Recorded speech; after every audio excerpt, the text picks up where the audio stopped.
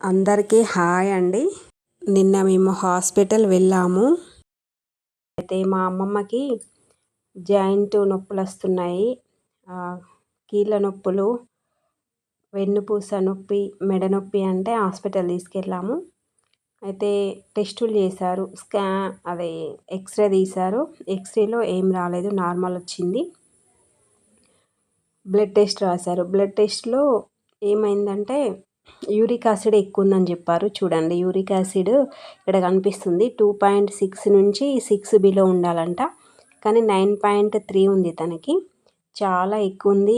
Non veg తింటారా, ఏం తింటారు, లైఫ్ స్టైల్ అంటే ఆహారం ఏం తీసుకుంటారు అని అడిగారు.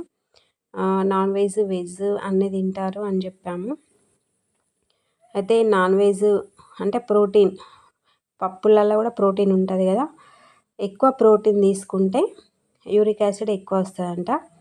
ఆ యూరిక్ యాసిడ్ అనేది ఎక్కువైనప్పుడు అది జాయింట్స్ ఉంటాయి కదా, జాయింట్లలో ఎక్కడైతే ఖాళీ ప్లేస్ ఉంటుందో మన శరీరంలో అక్కడ చేరుతుందంట యూరిక్ యాసిడ్. ఎక్కువైనా అది అంటే మన శరీరం ఎంత యూజ్ చేసుకుంటుందో అంత యూజ్ చేసుకోగా మిగిలింది ఏదైతే ఉంటుందో అది మన శరీరంలో ఎక్కడైతే ఖాళీ ప్లేస్ ఉంటుందో ఆ ఖాళీ ప్లేస్లల్లో ఈ యూరిక్ యాసిడ్ అనేది చేరి అది నొప్పులు వచ్చడానికి అవకాశం ఉంటుందంట.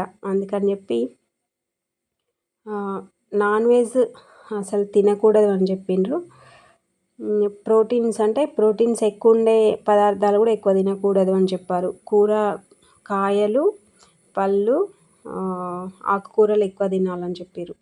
అయితే నొప్పులు తగ్గాలంటే ఇవి బంద్ చేయాలి. లేదు మేము తింటాము అని అంటే ఎవరికైనా ఇది ఎవరికైనా వర్తిస్తుంది. ఇప్పుడు కొంతమందికి కీళ్ళవాతం అని అంటారు. కీళ్ళవాతం అంటే అదే ప్రోటీన్ ఎక్కువ తినద్దు అంటారు. కీళ్ళవాతం ఉన్న వాళ్ళకి ఎవరికైనా డాక్టర్స్ చెప్పేది అదే.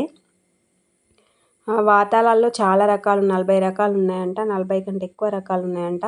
ఈ జాయింట్ పెయిన్స్ అనేది కూడా ఒక వాతానికి సంబంధించింది అన్నమాట. ఇప్పుడు ఇంకా కీళ్ళవాతం ఉన్న వాళ్ళకైతే పాల పదార్థాలు కూడా తినకూడదని చెప్తారు డాక్టర్స్. అయితే తింటాము అని అంటే నొప్పిని భరించాలి, ఇంకా తప్పదు. నొప్పిని భరిస్తాము అనేవాళ్ళు తినచ్చు. అయితే కొంతమంది ఏం చేస్తారంటే తింటారు, అన్ని ఆహార పదార్థాలు తింటారు, ఏది కావాలంటే అది. నొప్పులు వచ్చినప్పుడు నొప్పులు తగ్గడానికి పెయిన్ కిల్లర్స్ వాడతారు.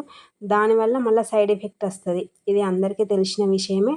మళ్ళీ పెయిన్ కిల్లర్స్ వాడడం వల్ల కిడ్నీ ప్రాబ్లమ్స్, లివరు, మూత్రపిండాలు ఇవన్నీ ఎఫెక్ట్ అవుతాయి. ఇది అందరికీ తెలిసిన విషయమే. అయితే నిజానికి non veg, chicken, mutton, eggs, fish ఇవి ఏవైనా మనిషి శరీరానికి సరిపడవు అసలు.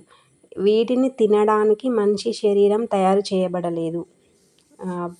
నిజానికి పరంగా చూసుకున్నట్టయితే మనిషి శరీరము వేటిని అరిగించడానికి అంటే మొక్కల నుంచి, చెట్ల నుంచి వచ్చే ఆహార పదార్థాలను మాత్రమే తీసుకోవడానికి అనుకూలమైనది.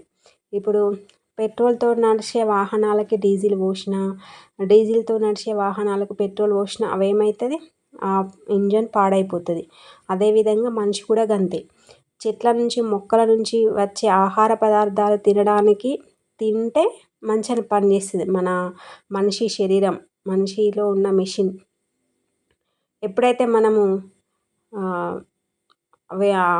వెజిటేబుల్స్ అంటే ఆకుకూరలు, కూరగాయలు తినాల్సిన మన మెషిన్కి మనం నాన్ వెజ్ ఇస్తున్నాం, పక్షులను, జంతువులను వేస్తున్నాము. దానివల్ల మన లోపల ఉన్న మెషిన్స్ ఖరాబ్ అవుతున్నాయి.